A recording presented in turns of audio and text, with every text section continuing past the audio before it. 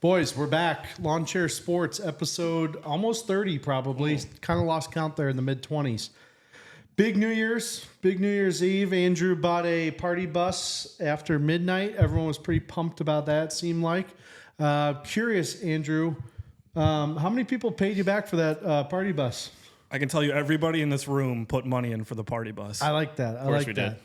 And to be fair, I mean, you know, not everyone called for the party bus. I made it an option. Yeah, you did. I told them if they don't want to pay, don't pay, but we're getting that fucking party bus. It was nice to be picked up by a party bus after the midnight party. I will say it was great. I'm glad you did. That was the highlight of the night. If not, we would have been fighting our way through downtown St. Pete. It would have been a battle. It would have been a battle. Ladies and gentlemen, you're not here to hear about our party bus shenanigans, even though that is good banter. We have a big show. There is a lot going on in the football world right now. We are a football-based podcast only because we started during football season.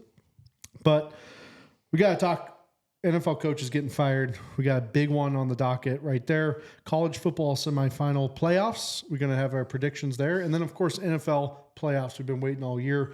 All three of our teams are in it, so it should be some good banter going on. So, Andy, I'm going to let you kind of kick off the show here. But, Andrew, welcome back, buddy. I appreciate it. It's nice to be back. Yeah. Welcome back to the show. And, you know, we're tossing all over the place. You were not here for the episode earlier in the week where me and Trent kind of gave our closing NFL season thoughts. I mean, what's on your mind? Anything you need to get off your chest? You know, you didn't get a chance to say the other day. So this was, I don't know if you guys talked about this on the last pod, but this was probably one of the best regular NFL seasons. Did you talk about that? We talked about that a lot. Did you? No, I'm just messing with you. Oh, okay. No, go ahead. I mean, dude, because I feel like it's a consensus, right? Like, this NFL regular season was so good. There were so many good games that I can think of that just went down to the wire. Just craziness all around. Like, the first one that comes to mind, without talking about the Bears, obviously, is that Broncos-Giants game. Yep. It's crazy. I mean, they were losing by 3 scores in the fourth quarter, and they came back and won. That was crazy. The Steelers Ravens, obviously, to finish out the season too. Like, that kind of just put a cap on everything. It was wild one.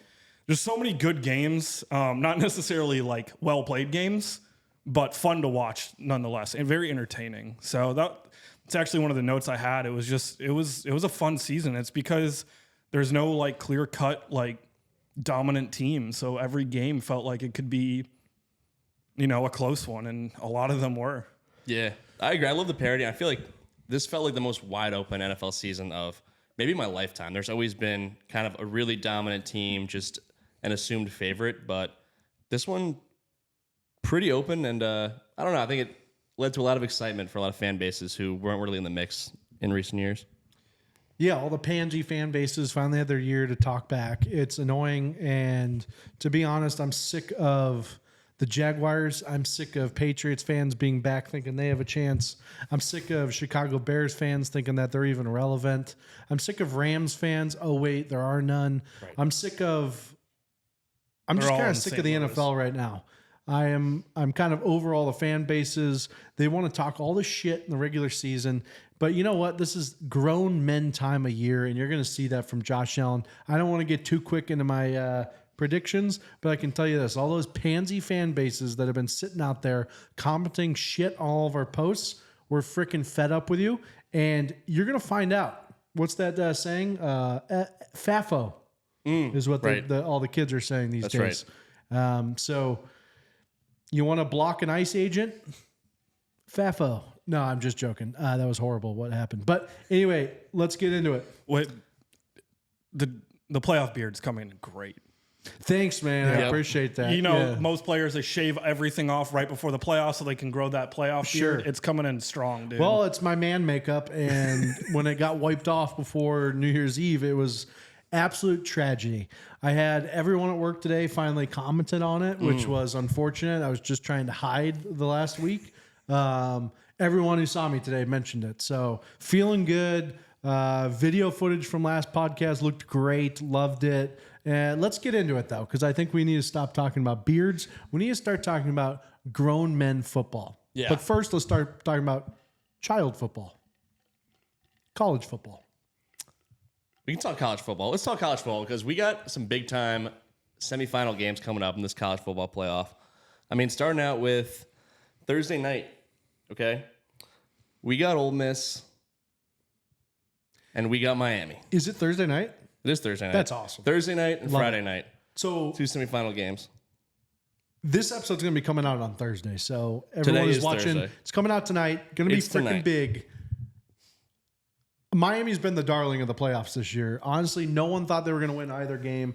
They beat the big bad Ohio State Buckeyes last week.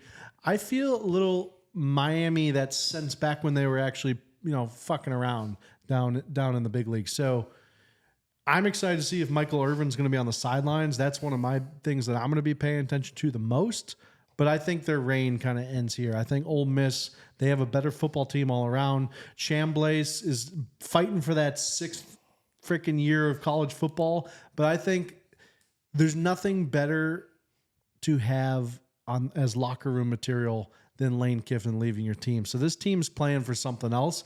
If winning a national title wasn't enough, apparently just vindicating your coach leaving is even more worth it. Yeah, I think this Ole Miss team is super exciting. One thing I don't get is how the seeding works in this college football playoff, because Miami's the 10 seed, Ole Miss is the 6 seed, but Miami's a 3.5 point favorite. I don't fully understand that. I'm all in on Ole Miss. I mean, watching them on New Year's Day against Georgia, it was absolutely electric. Joe Judge and his game management I thought was off the charts, but just watching Trinidad Chambliss, this guy was amazing. Normally when every time the ball is snapped, you're running directly backwards, I would say that's bad. This guy turned everything into a positive. I mean, it's just, this guy's incredible. I don't know how you can't enjoy watching this guy play. I want to watch him play all the way through the national championship. Oh, it'd be a good story. It'd be a very good story. Andrew, are you even a college football guy? Because your mic, as soon as we brought up college football, just went right to your... I mean, I'm a casual. I'm not going to pretend like I know a lot, but I will say one thing. I know enough not to trust Carson Beck in the playoffs. I agree. I think Carson Beck's a bum. I don't like his personality. I'm so sick of hearing about him. He's going to be like Quinn Ewers and probably go in the 7th round, too. I don't think he makes it in the NFL at all. Yeah, not a fan of Carson Beck. I can't remember who they lost to earlier in the season.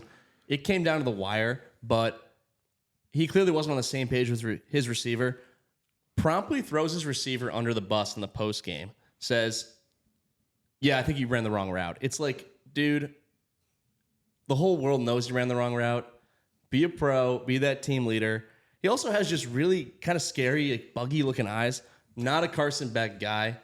Horrible skin, too. Yeah, I don't care that Ole Miss is the underdog. I've got them in this game. I got them winning handily. I agree. I think it's a great bet. If you're betting this week, my lawn chair lock for the college football playoffs is Ole Miss at plus 3.5. Yep. We like that one. So you said you're a casual, but are you going to predict the game? I mean, I think Ole Miss is going to take it. Okay. I don't think it's going to be handily, but I think that Ole Miss will win. Okay. I think it's going to come down to Trinidad making some fuck ass throw like he did in the last game, right? Where he's running backwards, like Andy said, and he's finds his guy who makes a great catch and then gets the yardage too. I think it's going to come down to something like that, where it's going to kind of turn Miami like upside down, and they're going to drive down the field, whether it's a field goal or a touchdown or whatever it is, to win the game. He's just got something about him where he just makes a play, and I think it's going to come down to that off a Carson Beck interception too. Yeah, I think between the excitement of this quarterback, the winning without Lane Kiffin factor, and Carson Beck's just unlikability, you got to hammer Ole Miss. Is this the first time we've ever all agreed on something? No, me and Andy actually agree on most things. Right. Which has Yeah. been... I said all three of us. No, it's great. Yeah, it is the first time. It actually point. is. It's the Okay, first time. all right, great. Yes. But it might be the only time. Who Yeah. knows? Also, we talked about it last time. You said kind of seeing Michael Irvin these days is sad. He looks completely out of it. He's CT as a person. I'm going to zag on that. I think Michael Irvin is a very fun guy. I'm all in on Michael Irvin. And the guy, he looks like he could suit up and play right now. Yeah, Bills that's- need a receiver. I swear, I think Michael Irvin could run a few go routes for you. honestly, good on him for lifting his shirt and showing us that 6-pack. I mean, he's got to be in his 50s now, and that guy's rocking a solid 6-pack too. So good for him. He's in better shape than 99% of people ever will be at any age. So. TRT is great. TRT, he's definitely on a lot of peptides. He's probably on Manjaro too. Maybe. I wouldn't doubt it. Like, he's lean, man. He's lean. Also, he might just be naturally like that. Yeah. So shout out to Michael Irvin, but I mean, if he can't play in the league, he could probably at least make a movie about like football and stuff and play wide receiver, right? I'd watch it. You could make a movie about playing wide receiver. Yeah. It would be a boring movie, but Well, yeah. I mean, have you seen The Longest Yard? Just make The Longest Yard 2, True. starring Michael Irvin. I'm Yeah. shocked they haven't Adam because they're Sandler's out of ready to original go. ideas in Hollywood. so it's actually coming very soon. yeah, it's to all theaters. retreads from Yeah. our favorite movies. They're 20 years literally ago. making it right now. Oh, are they? I have no idea, but I wouldn't doubt it. Adam Sandler back. Oh, he's been back. Well, that's that. I mean, that's Ole That Miss is versus that. Miami. And then Friday night, we got a clash of Big Ten giants. That confused me to say because I keep forgetting that Oregon's in the Big Ten. I questioned it for a second. It's Indiana versus Oregon. I mean, we got undefeated top team in the nation. Dude, blue bloods of the Big The Ten. Hoosiers, Big Ten, Blue Bloods. It's a battle for the Midwest right now. Okay, it's Oregon, it's Indiana. Who do we like in this one? Let's just call a spade a spade. Mendoza is a square. No one wants to see this guy win. His press conferences are getting more and more annoying. I'm already out on the Mendoza hype. I think his good boy, pretty perfect pocket presence, it's over. That doesn't happen this week. Not against the Oregon Ducks. Those guys have speed. They have Phil Knight behind them. They have Dan Lanning. There's too much talent on this Oregon team to be competing with Indiana. And I'm call me old school, but if I see the word Indiana anywhere against any of these powerhouses, I cannot ever think before the game that Indiana is going to win. And Andy, absolutely fantastic control of the cough there. I really tried to hold Yeah, that that was fantastic. Came out way worse than probably just a normal cough would have been. But We need a cough button on these mics. I would say, give me Oregon by 10 points. Wow. I mean, I'm all in on everything Fernando Mendoza right now. This kid is an absolute stud in the making. He looks like, he sounds like, and he talks like the next Tom Brady. This guy just gets it. He says all the right things. He's got a cannon arm. I mean, everything's looking up for Indiana right now. I think Oregon's going to be no match. I think Oregon stands no chance in this one. And I know Dan Lanning's going to do that rah-rah, we're an underdog, no one believes in us thing. Yeah, no one believes in you because you have no chance. Indiana, they're rolling in the national championship. Kurt Cignetti comes out and everyone's like, man, this guy brought, a swagger. No, he's a cocky bastard. He's not a good football coach. This is like only his third year even coaching somewhat competitive football. I mean, the guy was coaching what? JMU? Who the hell are they, man? Absolute joke. He was an assistant under Saban for 1 year because he said it was just too hard to work under him. And then he couldn't get any Division I job. Had to go Division II. Pathetic. Absolutely pathetic by Kirk Cignetti. And yeah, you're right. Mendoza is like Tom Brady, as in a 6th round draft pick, because that's where he belongs. Mendoza's a joke. I am so out on Indiana, and they have, I'll just say it, they have the worst uniforms I've ever seen in college football too. I don't get excited when the lights are on. It's a nighttime game that means something, and they come out in those ugly maroon uniforms. If you're a player, I don't know how you commit there. I feel like every team has that uniform. It's like Alabama, but just like a red, like a slightly different. I feel like Oregon has every uniform except for that one. Yeah, because Oregon knows you look good, you feel good, you play good. Yeah. I have Indiana winning this game for sure. Kirk Cousins Jr. is, I mean, I think he's pretty damn good. I will say I'm a casual. I haven't watched a ton of college football this year, but from what I've watched, Indiana's just got something, and I think it comes down to their coaching. Yeah. They have no 5-star recruits on that team, and they are the number one team. They're the number one team in the nation. They're not. And they have no 5-star recruits. They're not the number one team. I'm pretty sure they have a little number one by their name. Doesn't matter. Oh, okay. He's got this, Kurt Cignetti, he's got these guys playing with edge and attitude. He's got them feeling like underdogs, even though they've been dominating this entire season. I mean, it's look out. They're a wrecking ball right now. Yeah. Dude, that was some great in-depth analysis on all three of our part. Yeah. Yeah.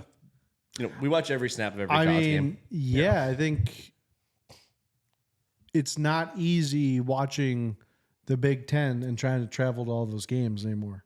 There's a lot of miles we have to put on our credit cards for that. Yeah. But, no, I think it should be an interesting. I'm happy to find out that it's on Thursday and Friday. That's how in depth it was. I am very excited about that. Thursday, that gives Friday. me something to watch for 4 straight days, which is a long time. Five straight. Now we got days. a Monday night. Yeah, there's a wild Monday card night playoff game. Oh shit! All right. Steelers, Yeah, so Texans. awesome. 2 games Saturday, 3 Sunday, and then Monday nighter. So Wow. it's crazy. I mean, That's just great. 5 5 days of overload. playoff football. So that's that. I mean, we're looking forward to these college football semifinal games. Great but time for me to not drink. That's a good point. Yeah. But boo-doo-doo, this is launch here. We got breaking news in the program. Okay. I'm hearing right now from a leak source. The Ravens are moving on from John Harbaugh. Okay. John Harbaugh out as Ravens head coach after 18 seasons. What do we think of this move? Well, Tony Dungy said it. He said he thinks it's a stupid move. I mean, this guy had one of the best winning percentages as a head coach. His last 4 seasons had some damn good records, and they only missed the playoffs by a kicker just being an absolute bozo. John Harbaugh, stories are coming out that his relationship soured with Lamar Jackson. That's one of the reasons that the Ravens are moving on. Oh my God, Lamar Jackson. I could find 20 of Lamar Jackson next draft. You can't find a lot of guys like John Harbaugh. He is pure class at its finest. Good luck, Ravens, getting a better coach than John Harbaugh. You're better off getting rid of Lamar Jackson, trading him for Tua Tagovailoa, and actually winning some games when it matters in Baltimore. Because Lamar Jackson is not built to play in cold weather up in Baltimore, and John Harbaugh was not the problem. He never was. He was winning games with Trent Dilfer. Now he has to leave the city that he built because of Lamar Jackson being a prima donna. It's a sad day in the NFL today. The Ravens fired the number 1 coach in the coaching search right now.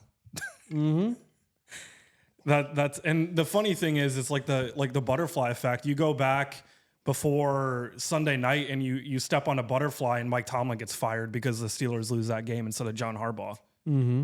I mean, Mike Tomlin still could get fired with like a bad Steelers showing in the playoffs, but I mean, it was either one of them was getting fired on Monday or this week based off of who won that game and made it to the playoffs.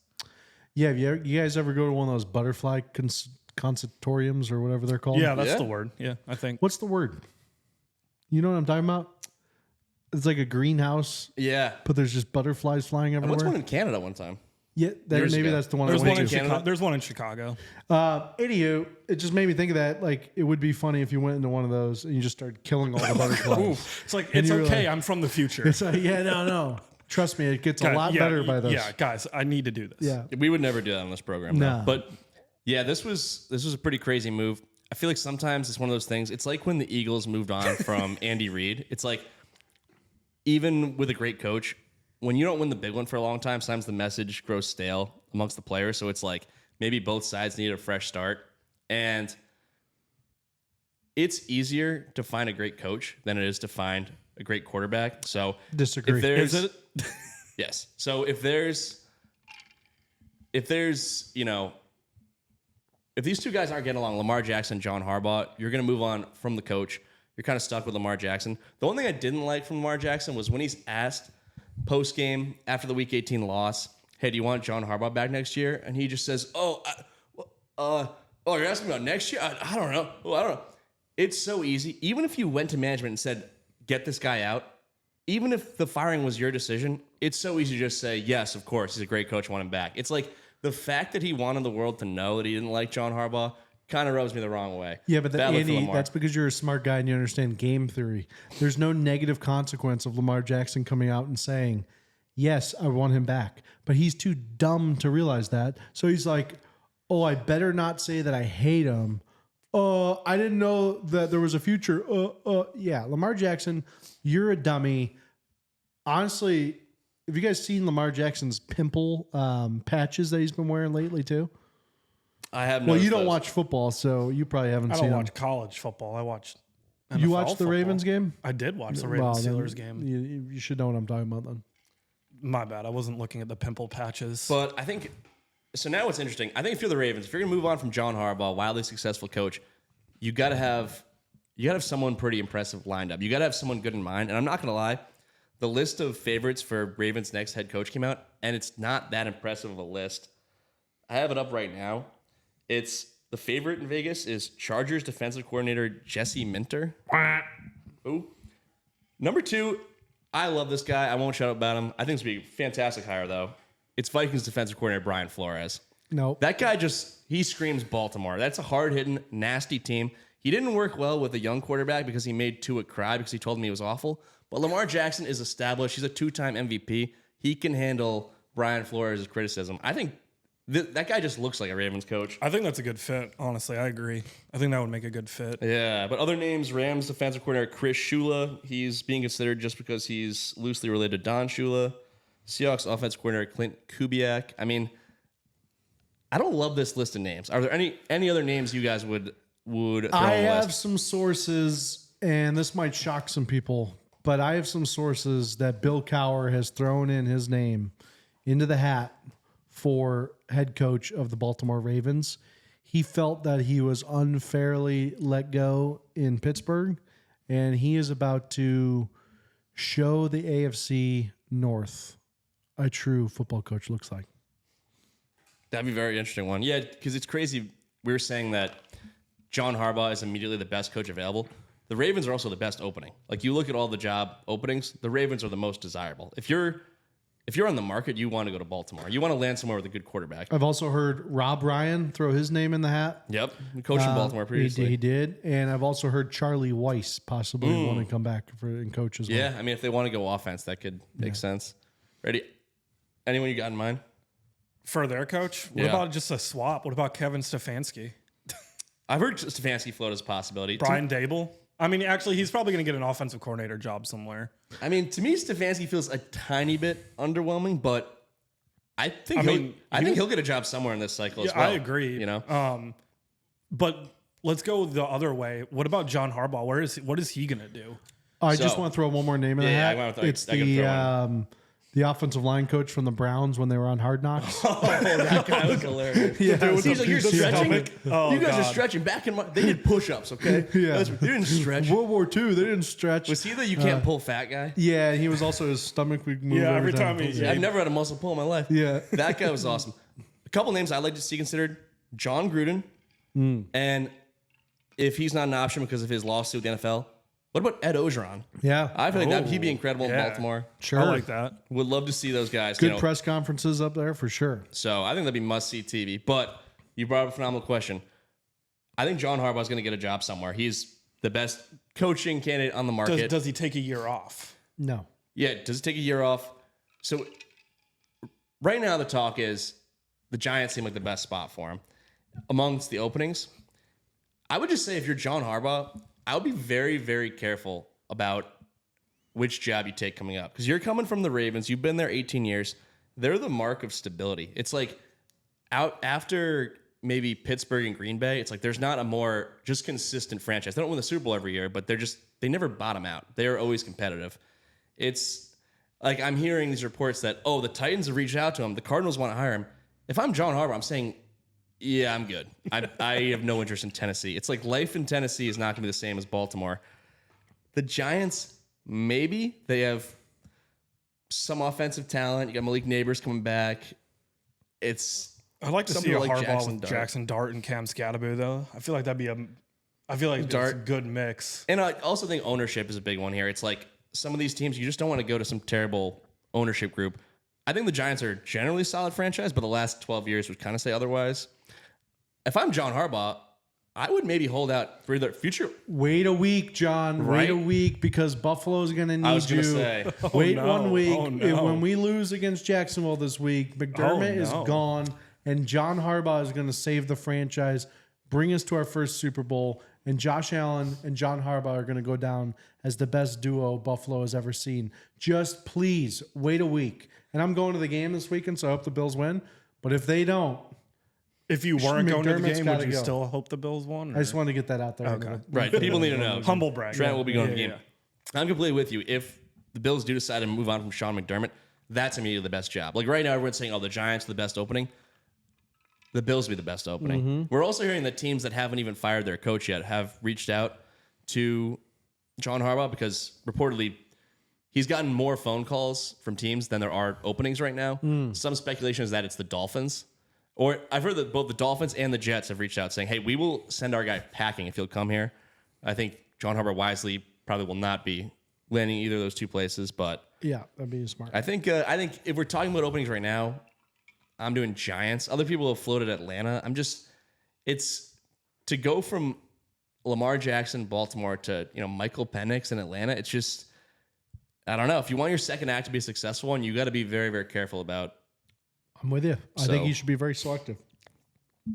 I'd wait a week. Very interesting. The Atlanta job would be very enticing if they had a first-round pick this year, though, because the talent on that team is ridiculous, and their defense looked great this year. It's just they don't have a quarterback. I don't think it's bad. I just think if you're a Harbaugh, the bar has to be a little bit higher. Like for someone like Kevin Stefanski, landing with the Giants or Falcons, I don't think it's a terrible. Listen, if you're John Harbaugh, you don't want Arthur Smith in every single meeting and being on the field during games. Arthur Blank. Arthur Smith is Arthur Smith's dead, but he's in Pittsburgh. Very much alive. He's He'll be coaching on offensive Monday. coordinator for the Pittsburgh Steelers. And I just think you don't want the offensive coordinator for the Steelers being in every Right. meeting. That'd be and weird. stuff. It's like That would be- it's like another And team that's that what intel on happens in you. Atlanta. Would not Right. make sense. No, but Arthur Blank, Home Depot guy, just too much involved, too much on the field. He's one of those owners that wants his face to be seen too much, and I don't know if I'm a coach if I like that. Yeah. Other things to note in the coaching. Well, it's worked out for Jerry Jones pretty well, so I don't. It did in the early years. I mean, he won multiple Super Bowls, so yeah, kind of. But his face just keeps getting pulled back. I don't know if there's going to be any skin left soon. I mean, it's just sometimes it's for the best if you don't know who the owner is. Like sometimes the best run franchises, you just don't even who is the Seahawks owner. I don't know, and that's probably for the best. I think it's Howard Schultz. the Starbucks guy. Yeah. All right, good on him. Who's the 49ers owner? That's a good I don't think I question. know. That's Yeah. a solid operation. Shout out to the Niners. Arizona Cardinals owner? No idea. But they do Yeah. stink, and I still don't Super know. So I don't solid. know. It's a half-baked theory. But other things I'm seeing in the coaching cycle, I'm seeing a lot more underwhelming names flying around. It seems like every team's lining up to interview Mike McCarthy. I don't think he's a bum, but to me, that's just about the most average hire you can bring in. I know he's won a Super. His resume probably says otherwise, but I don't know. If my team had a coaching opening and we're bringing Mike McCarthy, I'd be a little bit underwhelmed. Dude, this coaching search is like what you talked about with movies earlier. It's like let's just replay Sure. the hits. Matt Nagy was interviewed for the Titans coaching job. man. Jason Garrett too. What are we doing? No, this is crazy. Also- Cliff Kingsbury already again too? What's been like 3 years removed from? I'd give him another shot before the other OC guys. for the I Redskins. know, but Yeah. he interviewed for the Titans coaching position Well, already. the Titans are desperate, and at least Yeah, he has he's a good year with Jaden he'd Daniels. be a that, good pick. That got his. I think you do worse than Kingsbury. I mean, you can Kingsbury definitely do was- worse, but you can definitely do a lot better. Kingsbury too. was like the first guy in the NFL to be in shape and have a good beard. And how'd that work out for him? He did kind of. He Set that started the trend, and then McVay followed, and then now all the new coaches do it. I say bring back the fat coaches. I think that's the way to do it. I think Mike McCarthy might be a good hire, just based on his weight. I also want to just point out, fuck you, Doug Marrone. You're a piece of shit coach, and Nathaniel Hackett sucks as well. Doug Marrone, Patriots offensive line coach this year. He's really Fuck you, helping Doug out. Marrone. And one of my favorite Doug Marrone moments. I think this was when it must have been when he was the coach in Jacksonville, and it was when they were winning. It was in like 2017. He did some interview where he just talked about he loves bologna sandwiches. He's like, I freaking love bologna sandwiches. It's my favorite food. He's like, every game, win or lose, the guys are celebrating or they're sad. I go home, my wife makes me a bologna sandwich. Like no one makes it the way she does. It's incredible. I just love him because I think he's just such a dope, such a football guy. It sounds like you might have some first-hand experience with him, but I like his love for bologna sandwiches and the way he's improved the Pats O-line. I don't like him or Nathaniel Hackett. As long as those two don't get a job, I'm happy. All right. Well, that's that with the NFL coaching cycle. I mean, there's got to be more to come. You got to imagine someone on one of these playoff teams is still going to be fired. Also, I can't imagine Mike Tomlin was safe just because that field goal was missed. I still feel like there's a chance that even if the Ravens made the playoffs, Harbaugh would have been out, and I feel like there's still a chance that Mike Tomlin. I agree, could but be out. as it stands right now, that field goal got one coach fired and saved the other. And I said it on the other day, it's like you have to have more conviction behind your decision. Like if you're the Ravens, you can't actually just. after 18 years, it comes down to this one game. Like, I honestly have to believe for the Ravens that was coming anyway, unless they went on. I mean, I heard chatter run. like before the game, but it's just, that was the straw that broke the camel's back. Yeah, but you know what? I'm sick of hearing about that too, because the season shouldn't have come down to a field goal. And it's a results-driven league. Fair. So it's like, when you win a close game, it's like, oh, we should have fired him. If we hadn't won, we would have fired him.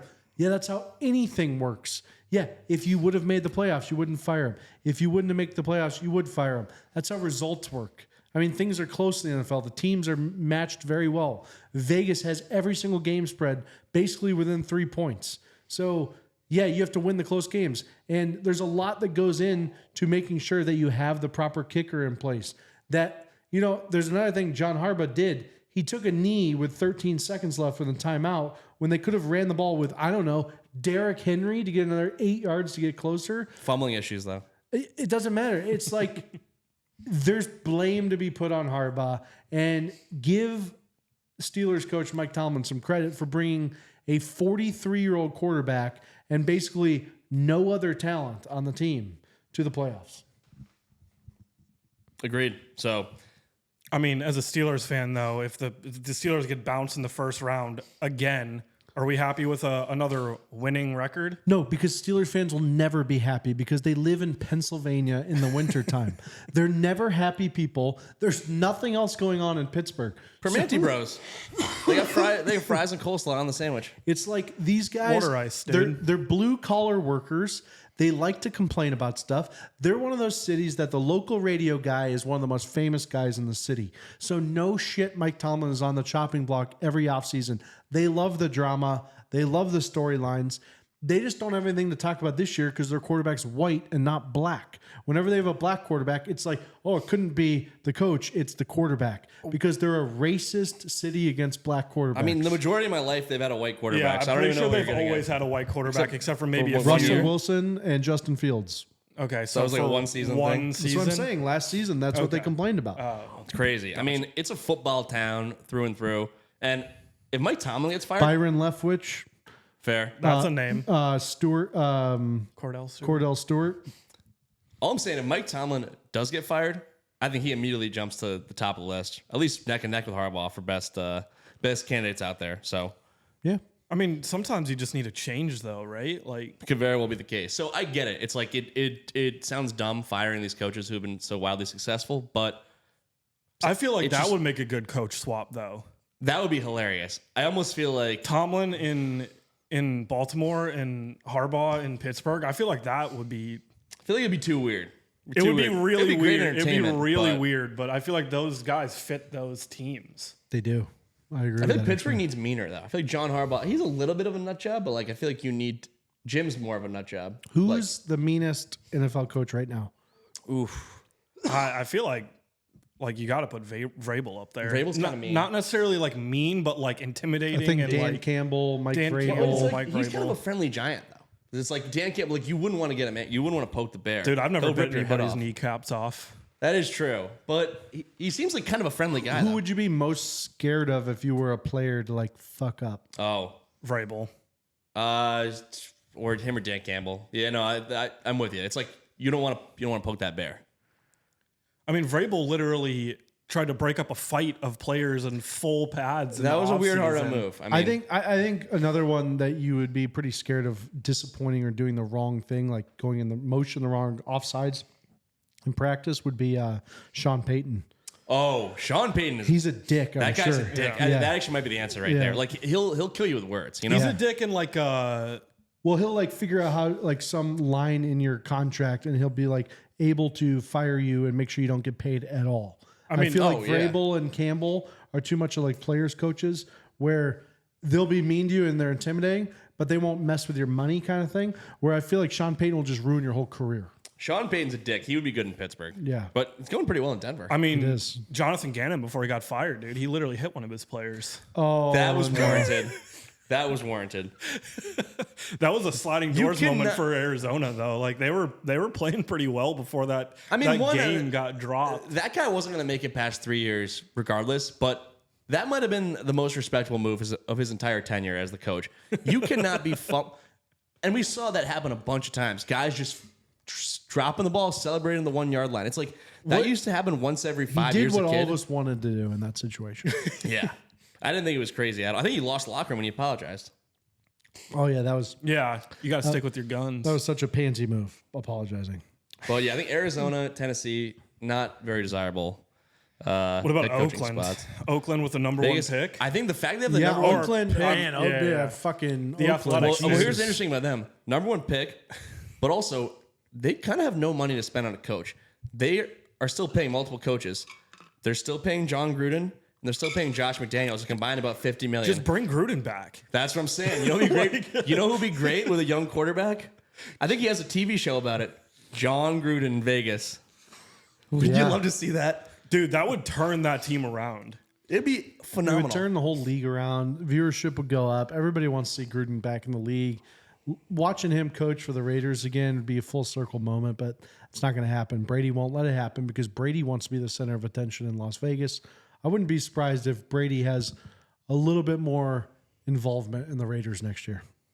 Yeah, probably for the best. I think he's trying to do a bunch of things. He's like living in Miami, doing the Fox games, just like Dating a 22-year-old. yeah, or he's however old she is. he's doing his thing. Alex Earl. So That's the name. you know he's gonna have to lock in if he wants to turn that dumpster fire in Vegas around. But that's that. Are we ready to talk a little playoff here or what? I think let's get into it.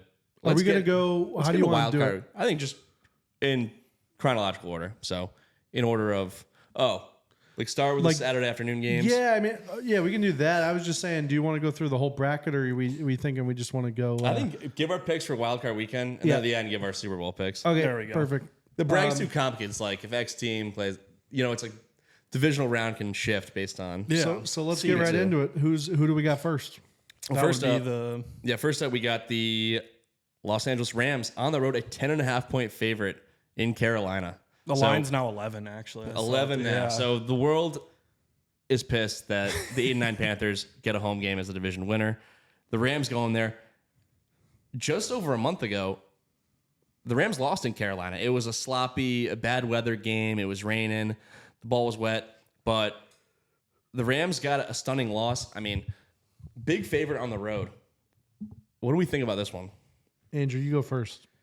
Yeah, it's hard to beat a team twice in a year, especially with a team that's led by Matt Stafford. I don't see the Panthers winning this game, even if it's at home. I mean, I think the Panthers have shown some glimpses, but I just don't trust Bryce Young in the playoffs going up against Matt Stafford with that Rams team.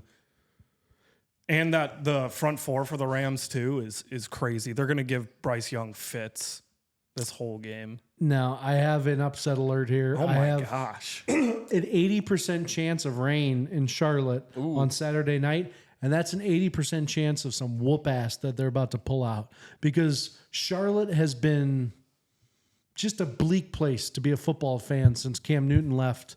And this is finally the year that they got a little bit of luck.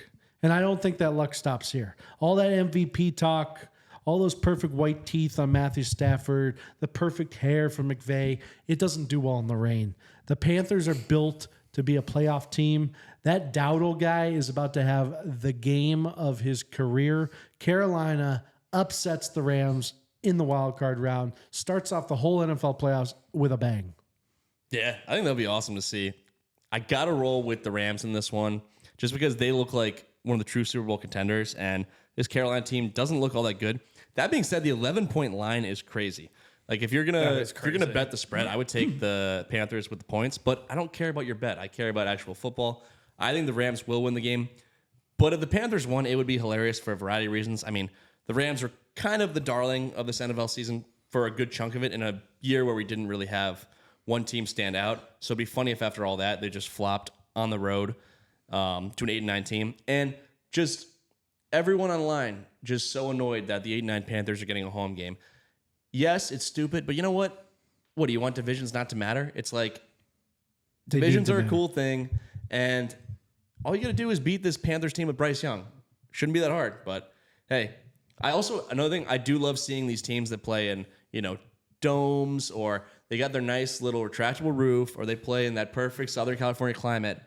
They got to go to the East Coast. The little rain's coming down. They're in shambles. It's going to be pouring love in seeing it. Charlotte. It's going to be pouring. But that being said, I still have the Rams winning. I think Rams still win that game.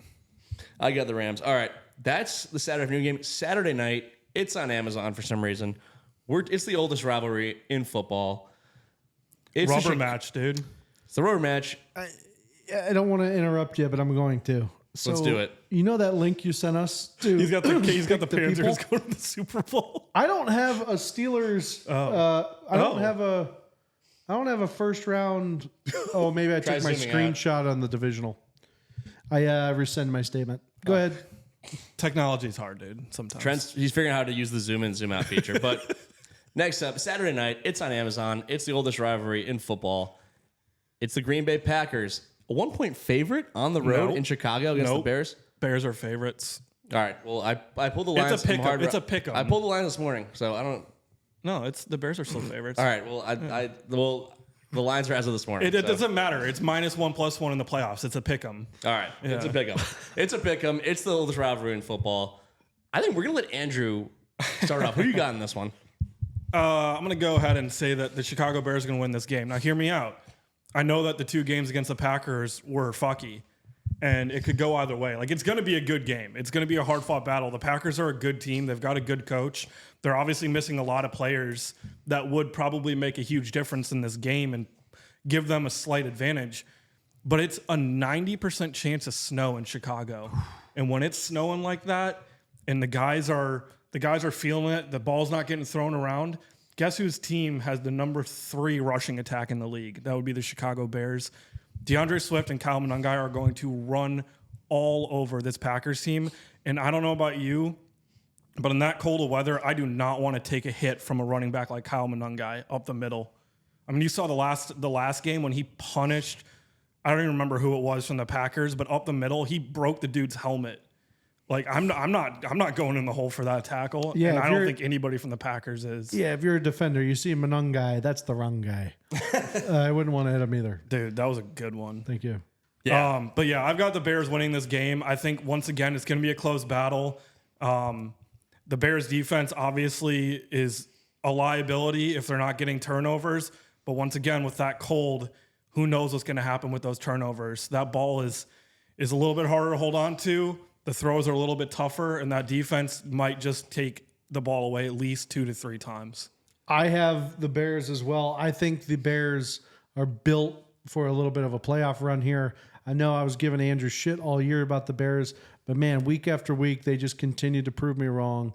This team is legit. Caleb Williams is playing some good football. And dare I say, they're one of the best coached NFC teams as well. I have the Bears winning easily against the Packers. Jordan Love is one of the biggest disappointments of the year, in my opinion. And the Packers are just kind of floating away into irrelevance in the NFC. So I have the Bears winning this week. I was waiting for the not the entire time, but I'm very surprised. I'm flipped. Wow. Yeah, I've got the Bears in this one as well. And I think the Packers team, they're completely broken. Like, I went off in the last episode about how the Eagles blew it by not taking that opportunity to jump to the 2 seed because the Packers are the team you should want to play. Micah Parsons went down. They've got key injuries.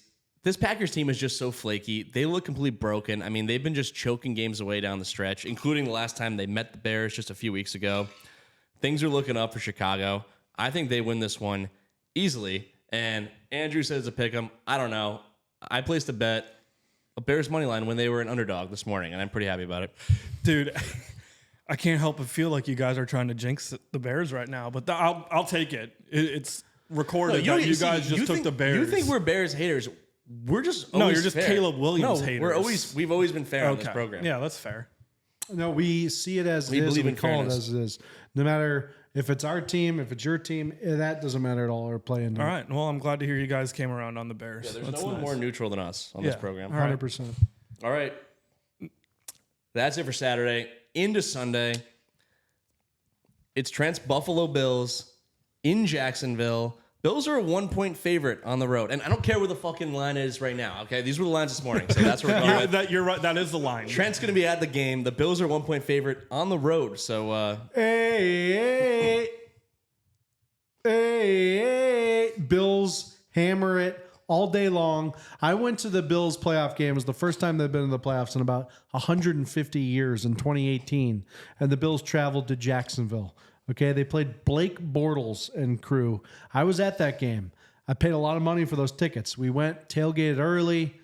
I may or may not have blacked out, walked into the stadium, fell asleep before kickoff, got kicked out, ended up almost getting beaten up by Jacksonville people in the parking lot, and struggled to find my car for about 7 hours. However, this is a new year. This is a new me. This is not the Tyrod Taylor Buffalo Bills against Blake Bortles.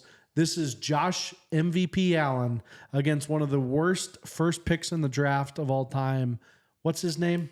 Trevor Lawrence. Trevor, who gives a shit? Because the Bills are going to win this game, and I will be there for it. And I just couldn't be more excited to play such a shitty team in the wild card round.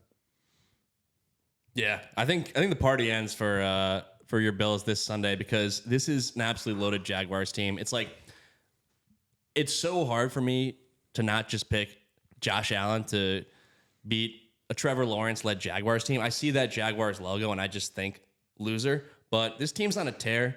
They're a complete team right now. They've won 8 straight.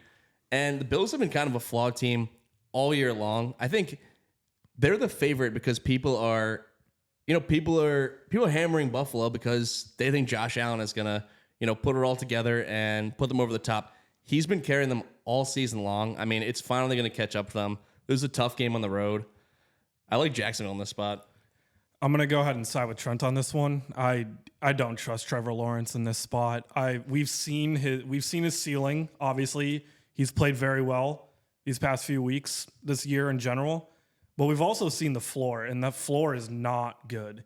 He tries to do too much. He tries to Josh Allen. He tries to do too much, and he makes mistakes.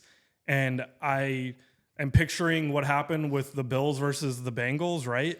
Everyone's like, oh, Joe Burrow. And then he throws 2 picks on 2 consecutive passes. I see something like that happening with Trevor Lawrence against this Bills team. And I know the Bills don't have as much talent as they want to around Josh Allen, but I think Josh Allen makes some crazy shit happen in this game, and I see them winning this game. Can we all agree, too, that Liam Cohen's mouth is the least parallel mouth to the ground out of any NFL coach in NFL history? I am so sick of his slanted ass face. He is going to lose this game to Sean McDermott, who has a perfectly symmetrical face and his lips are completely parallel to the ground. That might not mean a lot to you guys, but there's no way if you're a player, you can get pumped up by a guy whose mouth was going like this before a game. There's just no way. Liam Cohen is a bum, and Duval is going to lose. You didn't raise your eyebrow, your one eyebrow. Duval. The eyebrow raise was crazy. Brutal. One of the worst intro press conferences ever. Karma will catch up to you, Liam, and that will happen this Sunday at 1 p.m. in Jacksonville at Everbank Stadium in one of the worst cities in Florida, if not the country, Jacksonville. All right. So that's Bills Jags. We got 2 of us taking the Bills, 1 of us taking the Jags. All right, next up, it's 4:30.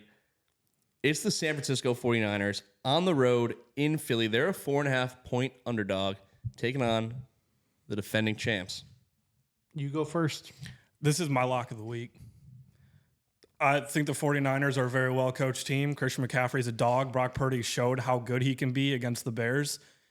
And then he played the Seahawks with a good defense. The Eagles are winning this game. It is a matchup nightmare for the San Francisco 49ers in this game. Boop, boop. Lawn chair lock of the week. Yeah, I was told to bring one, and This is it. I mean, that Eagles defense is still very good. Christian McCaffrey might give them some fits, but it's not going to matter when Saquon Barkley is running down their throats, and they are just milking that clock the entire game and keeping Christian McCaffrey and Brock Purdy off the field. I'm sorry, I got to go with Brock Himothy on this one. This guy has been the man. He's always been the man. And the Eagles are in absolute shambles mentally right now. They didn't even play their starters in the last week. All their players are injured. The 49ers are going to roll into Philly. Those fans are going to be in for one of the worst nights in Philly history. I know we've had conversations about Philly being pretty good this year. It's a coughing pod. The coughing pod's real. It's flu season. It's flu Might as well just season. get them all out right Yeah. now. Super flu, dude. Super flu. No, I'm sick of the Eagles. I'm sick of all the characters they have on the sidelines. I think Sirianni is done with the Eagles after this game. That might be someone we need to add to the list of firings. And Jalen Hurts is going to show up like the true clown he is. And Brock Purdy, MVP caliber, will win this game. Yeah, I'm going with the 49ers as well. It's like this is the tale of two teams where the Eagles, they have all the talent in the world, but nothing's been right all season long. They hate each other. Everyone hates Jalen Hurts. Everyone hates Sirianni. A.J. Brown, he used to be a great receiver. Now he's become known as the guy who's sad about not getting the ball. It's like you think of that before you think of his great catches. The 49ers, on the other hand, I mean, they're banged up. They're doing it with third, fourth string guys, whether it's Brock Purdy, Mac Jones, guys you have never heard of. They're just stepping up, finding a way to win. The vibes are incredible. These teams have also had kind of a thing going on. They played in the NFC Championship 3 years ago. That's when Brock Purdy broke his forearm, had some elbow injury. Funny enough, Josh Johnson went in the game in a weird roundabout way. You know, beats the Eagles last week, makes this matchup happen again. I think this is going to be just an Eagles no-show performance. Think Agreed. 2 years ago when they played the Tampa Bay Buccaneers in the wild card round and they just quit on the field.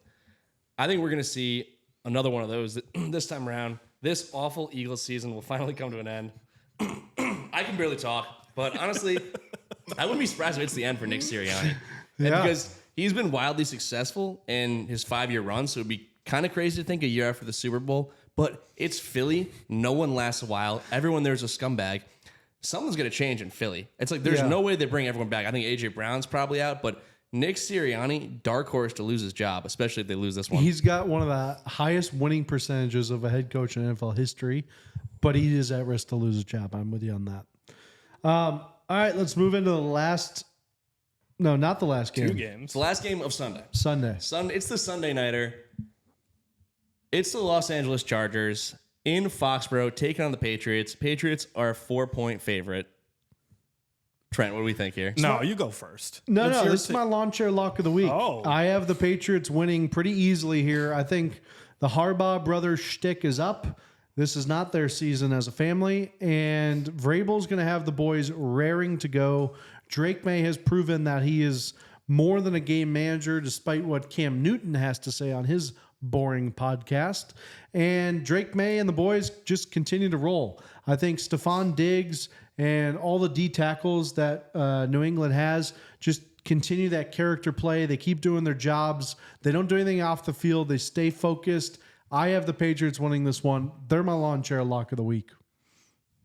Yeah, I think I got the Patriots winning this one as well. I got them winning handily. I believe What? they will cover. And what do you mean what? And I believe the Chargers were the best possible draw that the Patriots could have had. It's like it's the playoffs. Everyone's good, but this worked out pretty well for New England. It's another case of a team that plays in the warm weather. They play with a nice, comfortable roof over their head. They're coming into a cold climate. It's nighttime. And Justin Herbert is super banged up right now. I mean, not only is he's doing a ton with very little help around him, but his hand might be broken. I mean, he can barely throw the ball. Credit to him for all he's doing. Their offensive line is terrible. Their weapons are depleted. I mean, this really is the best case scenario for the Pats. Chargers do have a great defense, so, you know, can they get in the head of Drake May? He's just got to keep his composure. Good draw for the Pats. I have them winning this one. But yeah, Jim Harbaugh, he's been giving some wild interviews this week. I mean, I'm a big Harbaugh fan. I've listened to a lot of analysts who said, Harbaugh, Justin Herbert, that's you draw in the first. That's a tough first-round draw. And I like those guys a lot, but are we forgetting their showing in the wild card round last season? They got their asses kicked by the Texans. I mean, Justin Herbert's never won a playoff game. I don't think he's going to go his whole career without winning one, but they're acting like it's, prime Joe Montana. So I think good draw for the Pats. I got them covering. 100%. I'm gonna go with the Chargers in this one. The Patriots had historically one of the easiest schedules in the history of the NFL, and they're finally facing a team with some dog. And I know that the Chargers' offensive line is banged up, but playoff experience is playoff experience. And I don't think Drake May faced that much adversity this year. He had some great games. He played very well in all the games, and he beat the shit out of some bad teams. but they're playing against a playoff team. Justin Herbert just does what it takes to win these games, even though he's getting his ass kicked the entire time. It does not matter. He will still win games. And I think that in this playoff environment against the Chargers with that defense, I think Drake May struggles against this team. And I think the Chargers take this one. You know, I was kind of with you. I thought we were kind of vibing on the same wavelength of these quarterbacks who are overrated and then don't show up at the end of games. And no one could be a bigger example of that than Justin Herbert. This guy is a bum. His girlfriend, Madison Beer, is not even getting as many Instagram followers as Drake May's girlfriend, who can cook her ass off. Right. And that's what matters. And in this game, you're going to see that Justin Herbert spent a little bit too much time courtside of the Lakers games this year. He spent a little bit too much time focused on hot girls, and he wasn't focused on football. But you know who's focused on football? Drake May and Mike Vrabel. Those are football guys. And I'm sorry, but Justin Herbert, you're not convincing anyone. You are a fraud. Yeah, and Andrew, I think you brought up the weak Patriots schedule. You're making the same mistake that all of our idiot commenters on our videos who, dropped out in any other high school diploma are making. It's like, just because the Patriots played a weak schedule, people are somehow making a false equivalency that they can't beat the Chargers in a home game in the playoffs. Historically, teams that have easy schedules get home games in the playoffs and win those home games. They played who was on their schedule, and they won 13 of the last 14 games. The only blip on that is a 4-point loss to Buffalo in that. And I mean, I'm just calling it as I see it, dude. I don't think the Patriots are winning that game. People get confused with the easy schedule thing. It's like, if you're going to say this is not your typical 14-win team, there's definitely something to be said there. Hey, I agree with you. Play who you play, because that was an argument against the Bears the whole year. But when it comes down to the playoffs, they haven't had to have that tough fight yet. And in a game like this, the Chargers are going to fight harder to win that game at the end of it. And they have the experience to do that with Justin Herbert having to fight for his life to win games. I think Drake May is going to make a mistake when it comes down to the crunch time against this defense. It's going to be the difference in the game. Why do you think Justin Herbert is a war hero? I don't understand. You keep saying he's going to fight for his life. Dude, when has he ever fought for his life? Dude, his entire offensive line is hurt. He's literally been fighting for his life to win these games. Oh, my God. Spare me the Justin Herbert talk. This guy doesn't make quick decisions on the football field. That's why he's getting sacked. And the reason all of his offensive line are hurt, because he's running around little loops, and they're getting undercut by these D tackles. He's the reason Los Angeles is number 7 this year and not number 1. They suck ass with Justin Herbert as quarterback. Okay. We'll see what happens. We'll see what happens on Sunday. What's the line? Patriots are a 4-point favorite. Are they? Sure. Okay. Yeah. They were a 4-point favorite this morning. They opened as a 3.5-point favorite. Okay. Yeah, I mean, most people care about what's the line is now. Do you want me to look at it right now? Yeah, is that what we're doing? All right. Because Andy looked at it this morning. Yeah, Andy did look this morning. That's way long ago. Right. And that's 24 hours ago by the time this is dropped. So. Yeah, exactly. It's probably going to change by the time this comes out. No, we should correct it now, because this is coming out later. That's a good point. So we should just keep correcting it so now. it's back down to Patriots are 3.5 favorites. Okay. All right. Well, so Andy was wrong. Okay. Yep, Andy was wrong. Okay. They were a 4-point favorite. Right. We'll take your word for it. On Hard Rock Bet. But I almost forgot to give my lawn chair lock presented by Kalshi. And it's a Hunter Henry touchdown. I mean, the Chargers, they've struggled to defend tight ends all season long. Hunter Henry, he's in for revenge. People probably don't remember. He played for the Chargers at one point. He's going to score a touchdown against them in this playoff game. That's my lawn chair lock. Bet it on Kalshi. It's not sports betting, it's Kalshi. That's right. It's not sports betting, it's Kalshi. And this, in 2026, what a better app to have on your phone. When your wife asks you, hey, are you betting on this game? You say, no, I'm not. And then in your head you go, I'm investing in this game. Right. And that's what Kalshi's all about. If you want to lie to your wife, but not actually lie to your wife, if you're looking at it from a literal sense, this is what it's all about. Kalshi, download it now. Use the promo code No, I'm Not Betting to get an extra $10 this week on any of our lawn chair locks of the week bets. For the listeners, when it comes to No, I'm Not Betting, all one word, is there an apostrophe in I'm, or is it just I am? I didn't know there was ever an apostrophe in I'm. Yeah, it's a conjugate. I thought it was EIM. Yes, that's the right spelling. My bad. Yeah. All right, so that's my lawn chair lock presented by Kalshi. That's it for the Sunday slate. We got a Monday night game. It's kind of a new thing. It's the Houston Texans on the road in Pittsburgh. As of this morning, the Texans were 3.5-point favorite on the road. A lot of road favorites this wild card round. Ooh, wrong again, Andy. 3 points. No, see, you're saying I'm wrong. I prepared for the show before you guys did. I was ready to go earlier than you were. You're putting it on me. Prove it. Your procrastination. Show me the screenshot. In the show notes, it has the lines. Can't believe you then. Sorry, I sent you the show notes. You said sounds great. No Can't wait to do proof. it. No All right, proof. who do we like in this one? Texans 3.5-point favorite on the road in Pittsburgh. 3 Man, points. all of me 3 wants points. all of me wants to say Pittsburgh's going to win this game, but the Texans have one of the best defenses I've seen in the last decade. I don't know who their quarterback's going to be. I'm sure Stroud's healthy again. I don't think it really matters. That defense is unfathomably good at football, and I think they're going to be ready to absolutely kick the ass of the Steelers this week. Yeah, I'm gonna go with these crazy Pittsburgh Steelers, and everything tells me that Houston's the better team. They're on a tear. They've won 8 in a row. They have the best defense in the league. CJ Stroud has actually had some playoff success before. He's won a playoff game. He's 1-2 in the postseason, but even in his losses, he showed pretty solidly. And anyone who's watched the Steelers, you're just not all that impressed with them. Like, nothing comes easy. Their offense, I mean, they don't have a whole lot to it. They're not great at running the ball. They don't have much besides DK Metcalf. But this year's Pittsburgh Steelers, they kind of just live this weird charmed existence. And it's like they're a 3.5-point underdog at home.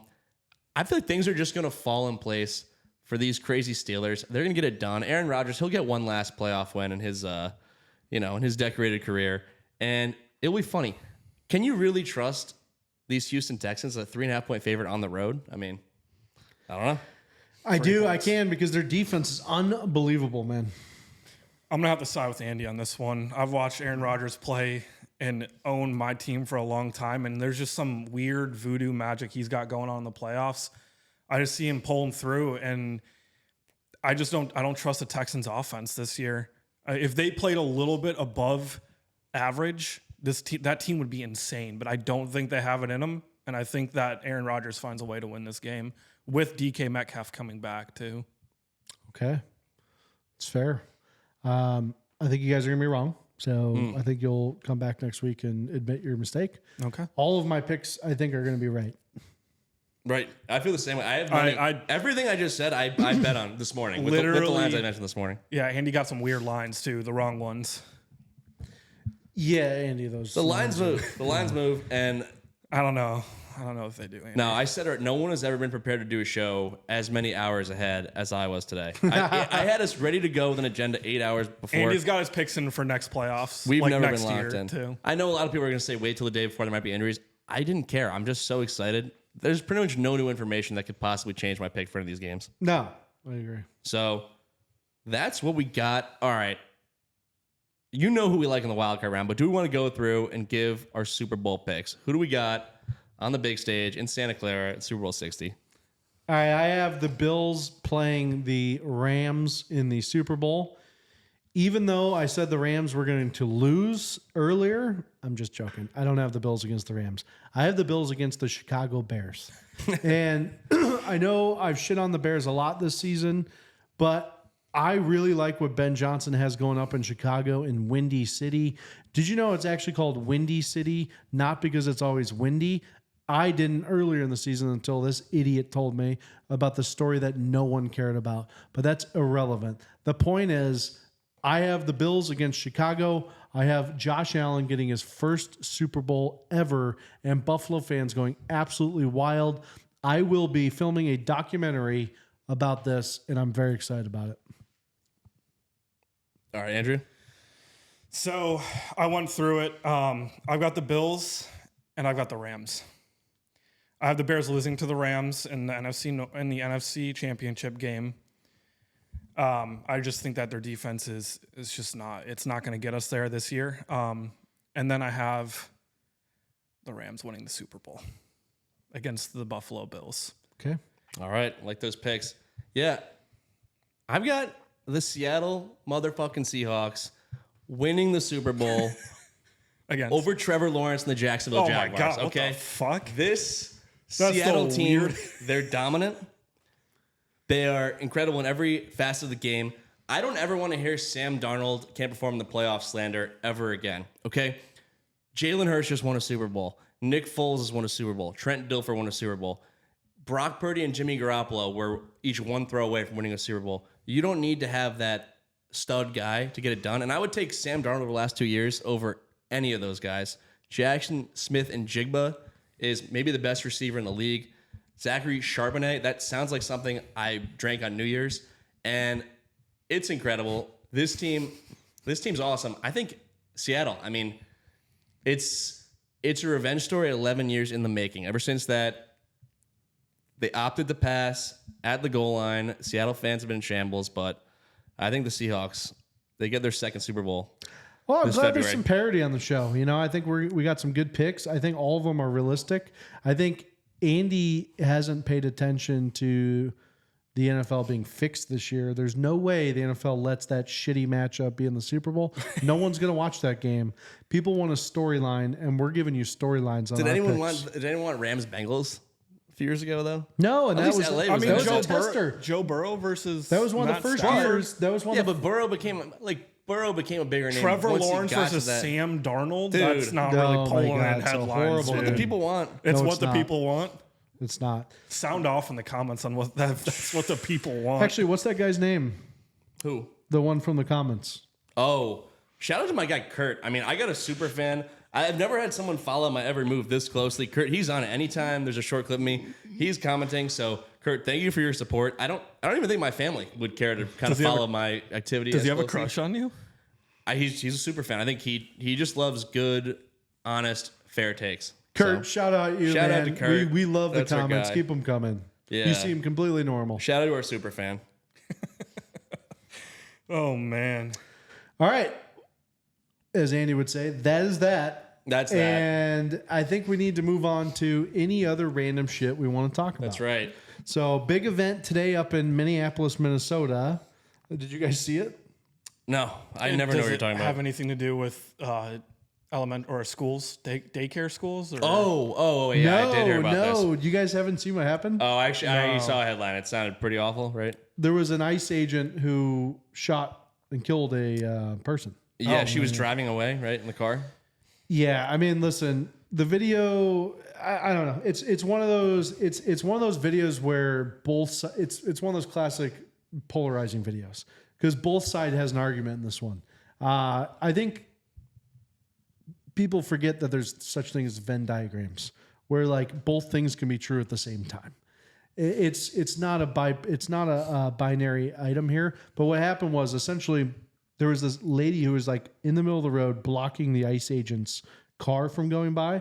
So the ICE agents got out and said, "Move your car," and she refused. And then they said, "Get out of your car." And then she refused to do that. And then there was like one of the ICE agents was kind of like in front of the car. And then she whipped out, reversed, and then like pulled out, almost hitting the guy. So he like pulled his gun and then shot her, killed her. Not a great scene. There was also like 85 people filming there. So it was like the start of one of those movies where you're like, yeah, it seems unrealistic that they all have their cameras out. But it's going to evoke a lot of drama in the U.S. for sure. The mayor of Minneapolis already came out right after, gave a press conference and said, "I have a message for ICE. Get the fuck out." And he used that word. So it's the far left. It's the right. That's what they're going to paint it as. But honestly, this was a tough one to see. No one wants to see anyone dead. However, you can make the argument she was going at the cop with a car, which could have killed him. So who's at fault? I don't know. Leave it in the comments. I don't even know if you guys want to touch on it, but it's a tough situation. Yeah, I'll just say this is a tough one. I think a lot of people, they feel strongly about some of the things that are going on, and they want to kind of step up and be the hero. I'm not big on vigilante justice. I would just say for anyone, no matter how you feel, I would advise against kind of trying to take a stand against armed law enforcement. I'm not saying it's right or wrong. I'm just saying it probably won't end well for you. So I would just say probably don't even get yourself involved in it. Doesn't make you a bad person. I would say just live your life, and I'm staying out of it. That's good plan. Good cover up at the end Right. there. Yeah. What are your thoughts? So there's something called the threat triangle when it comes to being a cop or dealing with anything when it comes to, guns and combat and stuff. It's the threat triangle is COI, capability, opportunity, intent.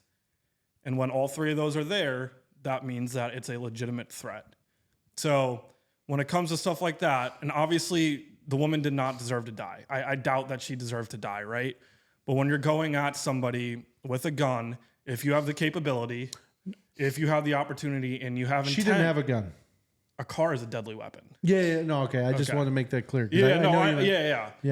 I'm not saying the ICE agent was right or wrong. Sure. Right. But when someone has all three of those, that means that that person is a threat. And in my opinion, in that situation, there's a lot of things that you can probably do other than shoot someone and kill them. Right.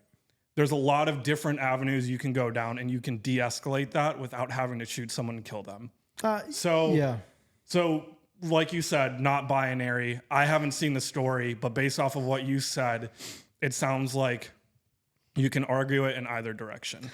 But the threat triangle, I just want to make sure people understand, like, that's what you're taught as a cop, as in the military, whatever government agent. If all three of those are there, that means that person is threatening to kill you. And that's when someone does something like that. And the intent might not have been there. And so the shooting probably shouldn't have happened if the intent wasn't there. But it sounds like the opportunity and capability were. But if all three aren't, there's no reason why a shot should be fired. And from what you said, it sounds like there was no intent.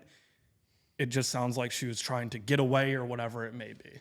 Yeah, and that's the tough part, right? To prove intent, I think, in law is one of the hardest things to do. Yes. And so we'll never know because she's dead, so we don't know about intent. Now, I think it's probably going to turn into one of those circus trials where, I don't even know if the law of the land, the letter of the law will even really matter in this case. I think it'll be we'll see what judge gets in place. We will see what happens with what jury gets in place, because there might be emotions that go deeper than just this specific case that weigh in on the outcome. However, I think you guys both made really good points. The threat triangle was definitely there because, as a cop, you're going to make the argument that, listen, I want to go home to my wife and kids too. I'm not sitting in the middle of traffic holding it up and not obeying lawful orders. And so when a car is coming at me and I feel threatened, I have the right to act as I have been trained, which is to, de-escalate the threat. Now, we can argue on the means to de-escalate that and threat. Neutralize are two different things. That's a very good very point. Different things. But I really just kind of lean towards Andy's opinion on this, where it's like, I understand the emotion that comes with all these ICE agents picking up people and maybe they're going too far. That's for a different argument. But to your point, Andy, I personally just wouldn't want to put myself in a scenario where I'm getting arrested, I'm getting killed. I don't want to have to be in that at all. Just let me play some Madden 26. Just let me play some Madden 26. I don't know why everyone's so hyped up about everything. Get off of Twitter, read a book, go for a walk. The world is not ending. The world right now is the safest it's ever been in human history. This whole notion that everything's messed up right now, you have no concept of how awful it was 100 years ago. I mean, you could get a paper cut and die of typhoid within an hour. I mean, relax. Everyone take a deep breath. There's no left, there's no right. That's all made up to get money out of all of you. Take a deep breath. The world's going to be fine. We have Venezuelan oil. Dude, the world changed after the show 1,000 Ways to Die came out. Dumb Ways to Die. No, that's not what it is. You ever watch that show, 1,000 Ways to Die? That's a great show. I have a completely separate rant That we love those. that go I for want it. to go on. Oh, this is the time to show for it. So you guys are both pretty athletic young men. You guys work out, right? I am sick of seeing people on the internet complaining about how crowded the gyms are on after New Year's. I'm a personal trainer, so I sympathize with those people who are coming in and trying to change their lives. If you are a dick to someone who is just coming into the gym and starting anew and is already nervous about coming into the gym and starting something and they're already in a vulnerable place, you could set that person back 5-10 years of trying to make themselves healthy. All it takes for those people is to just not be rude to them, not complain about them, not make them feel ostracized. And even if you feel it necessary, just help them out if you can. If you know the gym is going to be crazy crowded because it happens every single year at the same time, do something about it by either going to a different gym or going at a time where you know it's not going to be that crowded.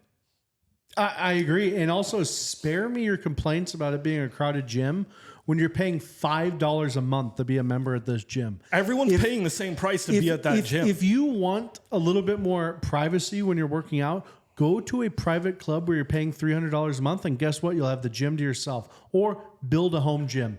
But I agree with you. Don't complain because you're a poor, broke piece of shit that everyone else is in the gym with you. I know you have a different angle on it because you're like worried about the feelings of the fat people coming in. But my angle is shut the fuck up, you poor, broke bitch. Become more wealthy and you'll have more private workouts. Otherwise, I don't want to hear about it either. Everyone's got to start somewhere. And if I was someone new in the gym and I was in a place that was like, hey, I don't know, I'm not sure if I want to be here. And then someone's like, dude, fuck you for being here, for trying to make yourself better. I probably would be like, God damn, dude, I don't really want to do this. No, I'm with you. I think it's douchey and it's self-important. It's like, yeah, you ever show up at the gym at 6 p.m. on a work night and it's packed. It's like you drove all the way to the gym and then now you're just doing push-ups on the ground. You're like, why did I even come here? Because that's the only space available in the gym. It's annoying, but just the idea of I'm a regular, I should be able to be here, but the new people, it's like, how self-important can you possibly be? It's like, we're both paying the same membership. Yeah. It's like, all right, at what point do you get regular status where it's all right for you to be there? It's freaking stupid. If you're so convinced that these people aren't in it for the long haul and it's just a New Year's fad, then it'll fade. By the end of the month, they'll be gone anyway. Don't be a dick about it. On the flip side, though, if you are a regular and then your gym just gets swarmed by all these people who don't know how to work out, they're not putting their weights back, they're not respecting the sanctity of the gym, you have a significant edge in this argument. And to be honest, these gyms are predatory against all these people that think they're going to work out. These gyms know that these people signing up on January 1st aren't going to work out. Everyone except for Andrew. Andrew is one of the best personal trainers in St. Pete. One of the only guys who truly cares. Aside from him, though, everyone other gym is literally just scamming these people into getting them in the gym and making the membership so hard to cancel that you can't do it over the phone. You have to go in person. It's a bunch of absolute bullshit. Crunch Fitness, Dude, Orange Theory. There's a class action lawsuit against LA Fitness for that exact reason, for making it so hard to cancel your membership. And it's absolute BS. Also, who decided to put carpet in a fucking gym at LA Fitness? Whoever did that, we should have a talk. I agree. Unaware of the carpet in LA Fitness? It's disgusting. Where?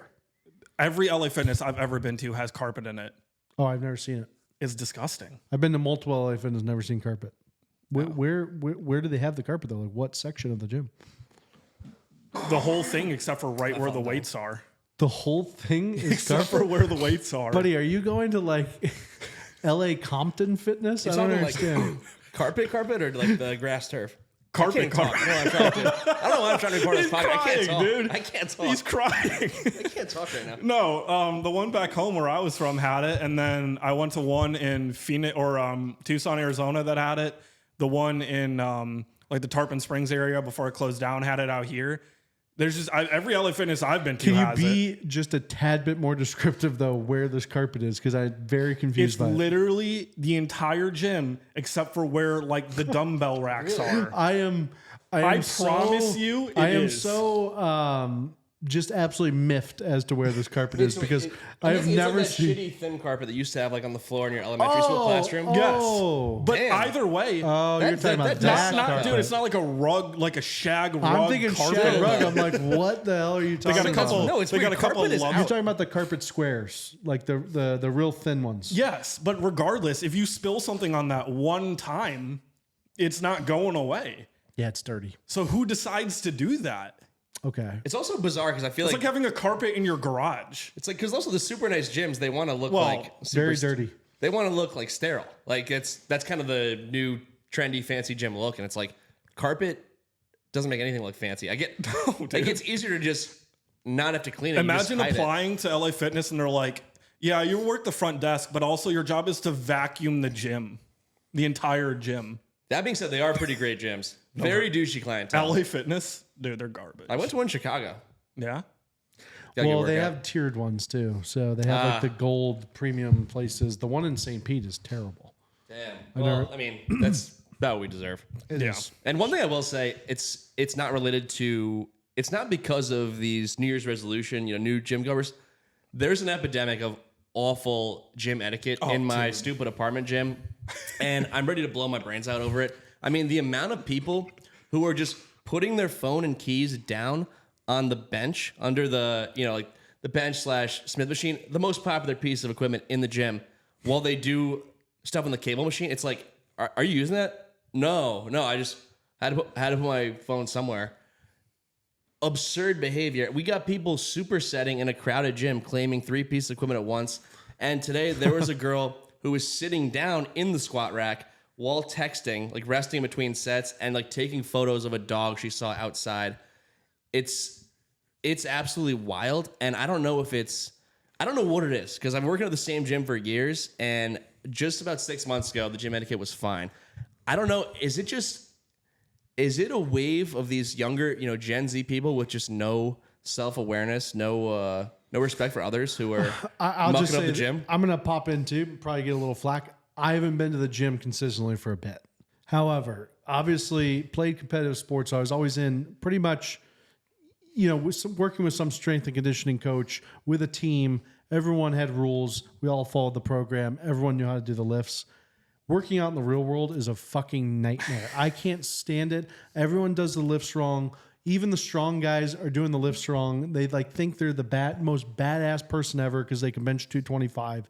It's a sad, sad thing. And I hate Smith machines. I think they're a joke. I understand that your apartment probably doesn't have an actual rack, so you have to use a Smith machine. That's fine. But I just can't stand the workouts people do. The girls are doing weird workouts. The guys are doing weird workouts. No one's doing anything properly. Everyone's just popping all of their discs when they're doing deadlifts. So the girls are taking their shoes off now too. That's a big thing. I don't know why any man at this age is doing snatches and cleans and all that stuff. It makes no sense to me. You are not training for the Olympics. You shouldn't be doing Olympic weightlifting. In my opinion, do stuff for longevity at this point.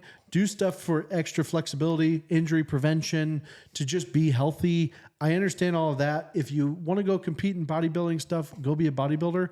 But I can't stand watching people lift anymore.